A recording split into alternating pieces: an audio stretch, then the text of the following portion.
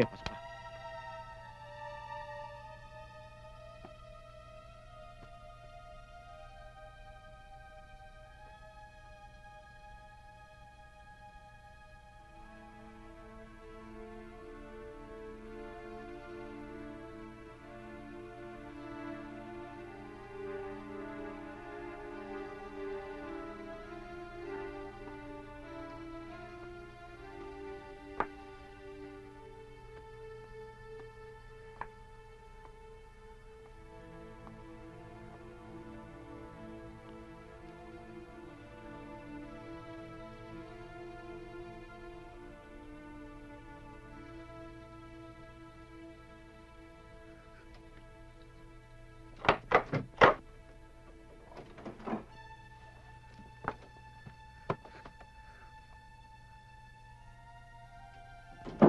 Tulog na ba sila? Opo. Turo mo sa akin kung saan ang kwarto nila. Doon po sa taas. Sa dulo sa kanan. Huwag kang maingay, ha?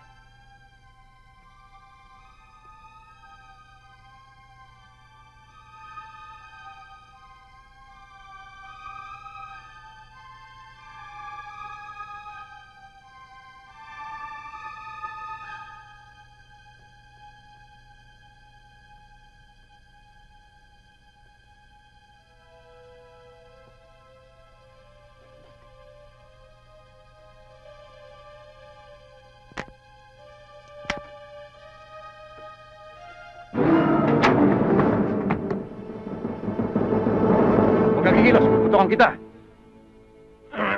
O sasan to?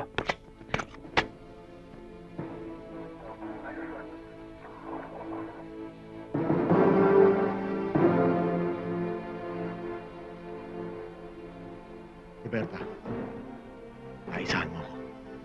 Ginawa ko lang po ang tama. Sige po, Atty. Dadalhin na namin to.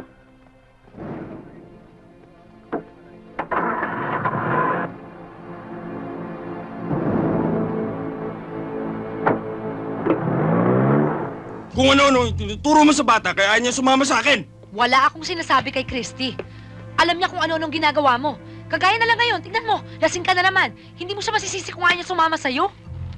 Alam mo, hanggang ngayon, hindi ka pa rin nagbabago. Akala mo, alam mo lahat!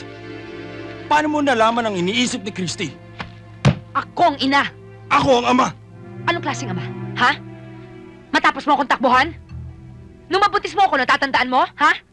Hindi ba gusto mo? Hindi ba ayaw mo? Tapos ngayon kung sino-sinong babae nakikita niyang kasama mo? Ni isang kusing, Frank, hindi ako humingi sa'yo! Mag-isa ko siyang pinalaki! Halos itakwil lang ako ng mga magulang ko dahil sa pagkakamali natin! Alam mo, mabuti na lang hindi ako napakasal sa'yo. You're so irresponsible! Alam kong wala namang mangyayari kung magsasama tayo eh. Dahil wala kang alam mahalin kundi sarili mo! Ako pa rin ang ama niya. Kaya karapatan ko ang bisitahin siya o angkinin.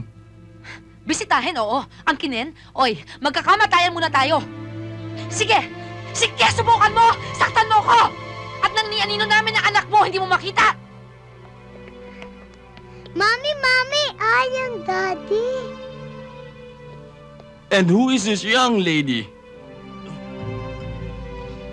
Anak, sasama ka sa akin ngayon. Lalabas tayo, we'll go to the carnival, and I'll buy you plenty of toys.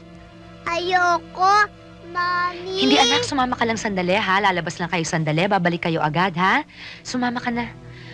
Daddy, dito mo siya ihahatid ha. Hihintay na lang namin kayo. Sige na anak, lakad na. Kiss, Mami. Let's go.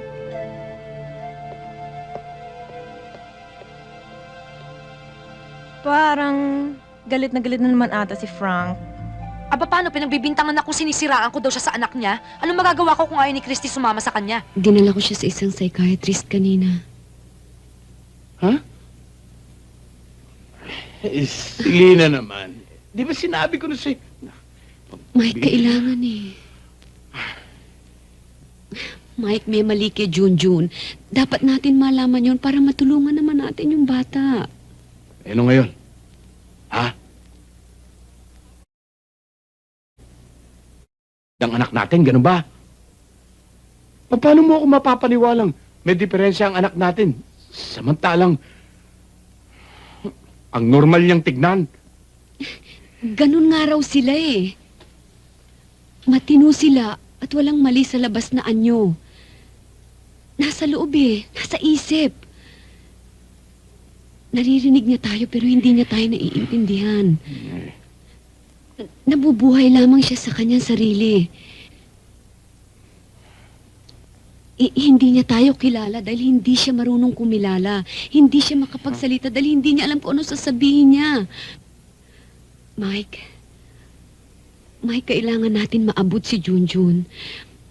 Kailangan natin sumama sa mundo niya bago natin siya mailabas at maisama sa mundong ginagalawan natin. Naririnig mo ba ang sarili mo, Mike, ha? pakinggan mo Naririnig mo ba ang sinasabi mo?